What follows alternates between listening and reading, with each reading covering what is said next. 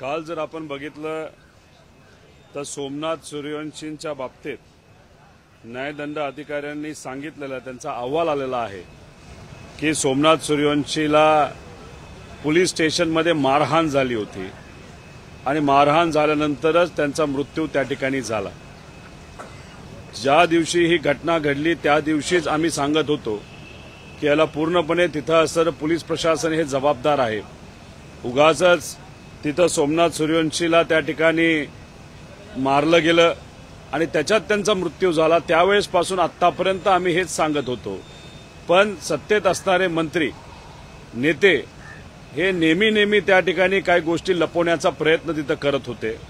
तसंच बीडमध्ये सुद्धा मस्साजोगमध्ये आम्ही म्हणत होतो पीआय महाजन याने मोठ्या प्रमाणात तिथं त्या ठिकाणी जे क्रिमिनल आहेत त्या क्रिमिनल लोकांना त्या ठिकाणी वाचवण्याचा प्रयत्न केला होता आणि काही प्रमाणात त्याचा सुद्धा सहभाग या क्रिमिनलला मदत करण्यासाठी होता। तेव्हा सुद्धा सरकारली कुठेतरी या पीआय महाजनची बाजू घेताना आपण त्या ठिकाणी बघितलेलं आहे। त्याच्याचबरोबर नागपूरच्या बाबतीत आम्ही सांगत होतो की सीपी काहीतरी वेगळं बोलतायत आणि निवेदन देत असताना मुख्यमंत्री साहेब वेगळं बोलतायत। पहिल्या दिवशी मुख्यमंत्री साहेब वेगळं बोलले, दुसऱ्या दिवशी वेगळं काहीतरी बोलले। म्हणजे आपण जर बघितलं तर या सरकारमध्ये नेत्यांच्या स्टेटमेंटमध्ये सुद्धा बदल होताना त्या ठिकाणी आपल्या सगळ्यांना दिसतोय। मग इंटेलिजन्स डिपार्टमेंट कमी पडतंय का आपल्याला असं म्हणावं लागेल की पोलीस डिपार्टमेंट ज्या सक्षम पद्धतीने पूर्वी काम करत होतं ते आज करत नाही, कारण का पोलीस डिपार्टमेंटला आज फक्त व्हीआयपी लोकांची सिक्युरिटी हे बघण्यामध्ये त्या ठिकाणी जास्त मोठी जबाबदारी दिली असंही त्या ठिकाणी कळतं। त्याच्याचबरोबर आमचं सगळ्यांचं एक मत आहे की सोमनाथ सूर्यवंशीला सुद्धा न्याय मिळाला पाहिजे, देशमुख परिवाराला न्याय मिळाला पाहिजे। पण याच्या खोलामध्ये गेल्यानंतर ही आयक्यू माहिती आहे, याच्यामध्ये खऱ्या अर्थाने सरकारली सुद्धा खोलात जाण्याची जरूरत आहे, अभ्यास करण्याची जरूरत आहे। आपल्या डीजी ज्या आहेत, ज्या रश्मी शुक्ला मॅडम आहेत, त्या आता आजारी असतात। मी या ठिकाणी मनापासून ते लवकरात लवकर त्यांच्या आजारातून बाहेर निघाव्यात, त्यांना योग्य ट्रीटमेंट मिळावी अशी आशा या ठिकाणी करतो। माझं फक्त सरकारला एक मत आहे की त्या जर आजारी असतील तर एवढ्या मोठ्या पदाधिकाऱ्याला तुम्ही मध्ये कामाला बोलवण्यापेक्षा त्यांना थोडंसं मेडिकल लीव्ह देऊन त्यांचं आरोग्य चांगलं होण्यापुरतं त्यांना जर लीव्ह दिली, त्यांच्या आरोग्याची काळजी त्या ठिकाणी घेतली गेली आणि जर तेवढ्या काळापुरतं जर तुम्ही वेगळ्या व्यक्तीला तिथली जर जबाबदारी दिली तर मला असं वाटतं की योग्य पद्धतीचं काम होऊ शकतं। कारण का मॅडम आजारी असल्यामुळे त्यांना ऑफिसमध्ये येता येत नाही आणि मग जेव्हा एखादा व्यक्ती एकदम महत्त्वपूर्ण जबाबदारीवर असतो आणि आरोग्याच्या कारणांमध्ये दुर्दैवाने त्या ठिकाणी लक्ष देता येत नाही आणि ते सुद्धा पोलीस डिपार्टमेंट, तर मग कधी दुर्लक्ष जर त्या विभागावर झालं तर त्याचा परिणाम हा शेवटच्या घटकापर्यंत कायदा व सुव्यवस्थेबाबतीत होऊ शकतो।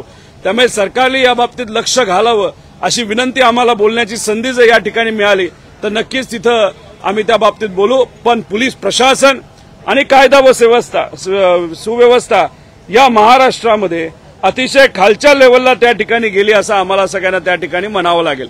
त्याच्याचबरोबर मंत्री महोदयांना जे ब्रीफिंग होतं ते चुकीच्या पद्धतीने होतं। एक तर होम डिपार्टमेंटच्या बाबतीत चुका झालेला आपण सगळ्यांनी तिथं बघितला।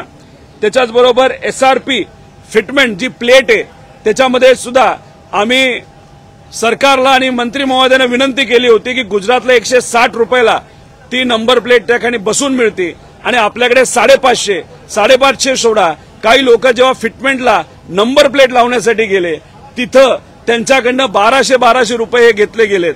म्हणजे कुठेतरी या सरकारच्या माध्यमातून इथं असणाऱ्या सामान्य लोकांची लूट केली जाते। त्याच्याचबरोबर जे काही छोटे टेम्पो असतात ज्याच्यावर अशिक्षित नाहीतर शिक्षित बेरोजगार आज दुर्दैवाने नोकरी मिळत नाही म्हणून त्याच्यात काम करतात, त्याच्यावर सुद्धा टॅक्स वाढवणं आपण सगळ्यांनी बघितलंय। काल विविध ठिकाणी टॅक्स वाढवून सामान्य लोकांच्या खिशातून हा पैसा सरकार काढत आहे।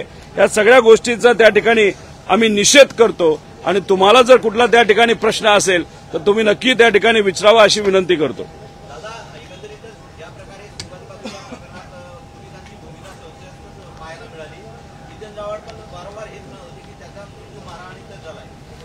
जेव्हा मी तिथं गेलो होतो तिथं असणाऱ्या त्यांच्या परिवाराशी बोललो, कार्यकर्त्यांशी बोललो, सामाजिक कार्यकर्त्यांशी बोललो. या सगळ्यांचं मत आलं की तिथं त्याला पोलीस स्टेशनला मारहाण करण्यात आली आणि हा मुद्दा मी सरकारच्या पुढे त्या ठिकाणी मांडला होता.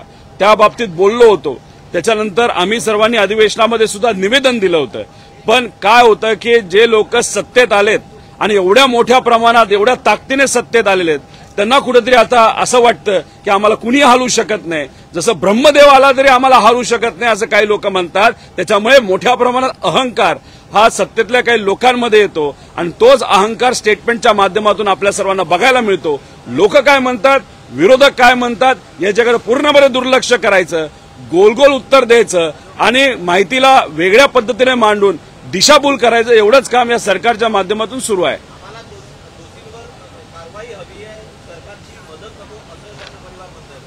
आता तसंच आहे, देशमुख परिवार तेच म्हणते, सूर्यवंशी परिवार तेच म्हणते.